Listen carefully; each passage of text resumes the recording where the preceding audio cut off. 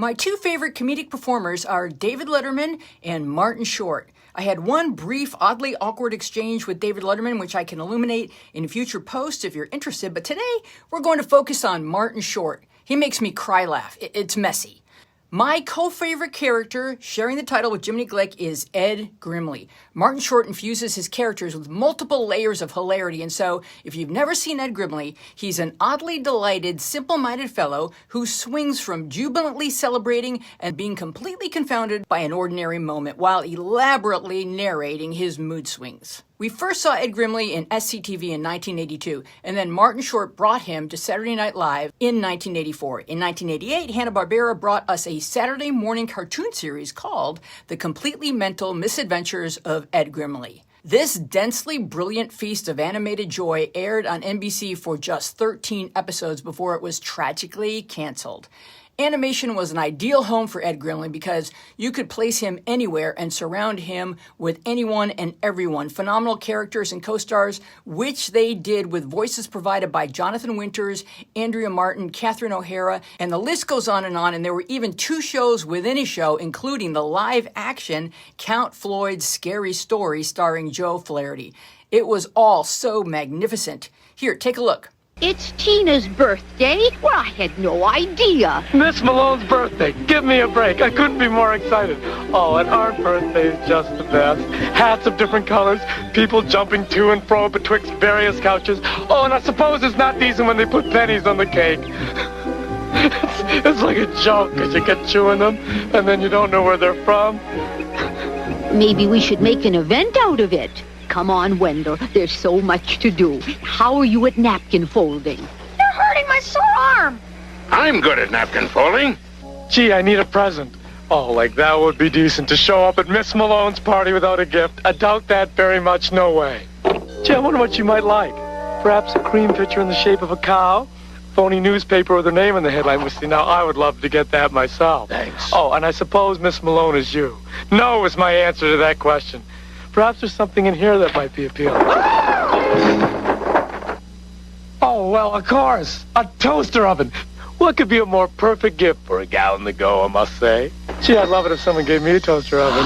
Oh, so now you want the phony newspaper and the toaster oven. Talk about greedy. Let's see. I guess I'd better... Assembly required. Assembly required?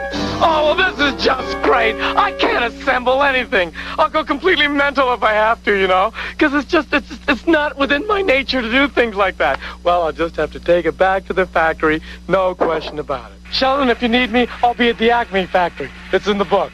Right, yeah, like I can read, clown. Assembly. Gee, this looks like the right department, no question about that. What if they can't help me? Gee, that would be sad. And yet, if they could help me, then that would be happy news. So while they were promoting the show, I got to interview Martin Short at his house. My memories of this event are as follows. He was extremely kind. We sat and talked for about a half hour after the interview.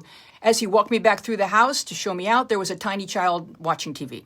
That's it. That's all I remember. The rest is very, very fuzzy. And so it's a good thing I hit play and record at some point during the proceedings. I have not listened to this interview since I did it. So this part makes me very nervous, but here's a clip. It really is, you know, when we would do SCTV, or Saturday Night Live for that matter, what you would do is you do new characters. And if, in fact, they were successful, if they were funny, you'd bring them back. I mean, that's how you developed a recurring character.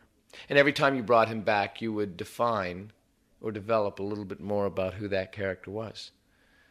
You know, and so suddenly, I did this character, Jackie Rogers Jr., and the originals, I used to come into the writer's office and go, "She loves me under my amazement." And this is 1982, and everyone said, "Gee, you should write a scene about that guy." And I said, "Well, you know, Billy Murray's done that singer, you know, the club singer, and it's kind of an investigated territory."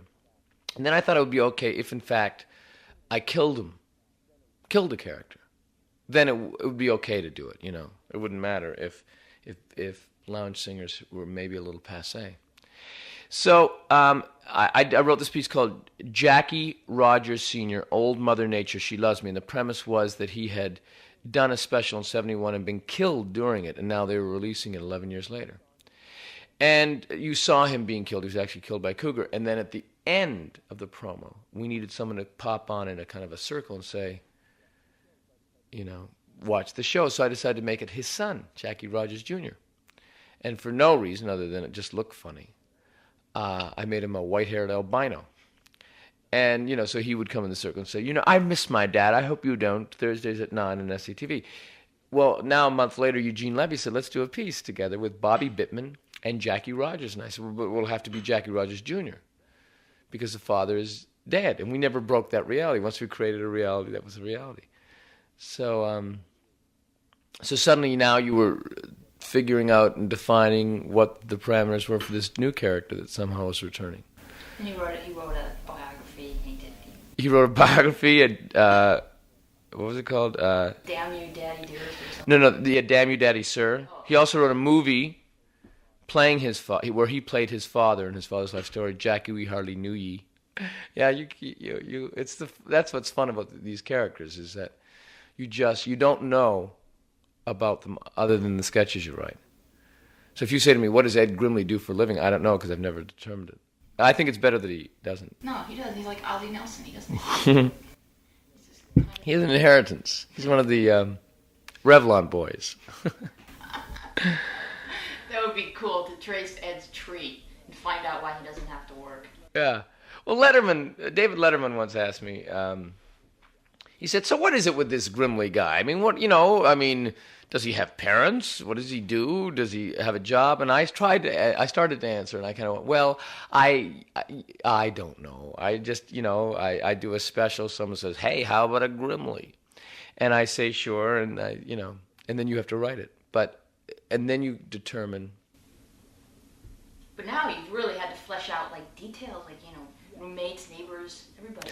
Yes, well, it becomes the animated world, so it becomes sillier. What's fun, what was interesting is in the first show you kind of write like a cartoon show, and then around the third show we realized that we could do anything we wanted. I mean, we could have Betty Davis being the Queen of Outer Space. Do you remember what I was wearing that night, Fracco?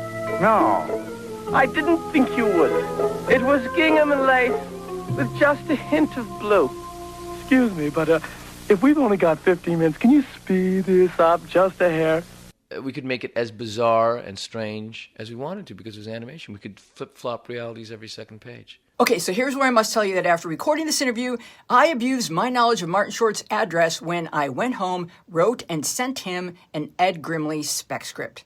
Guess what? He called me. He said that it was a good script and he liked it, but that he was waiting to see whether or not the show was going to be picked up, which it was not.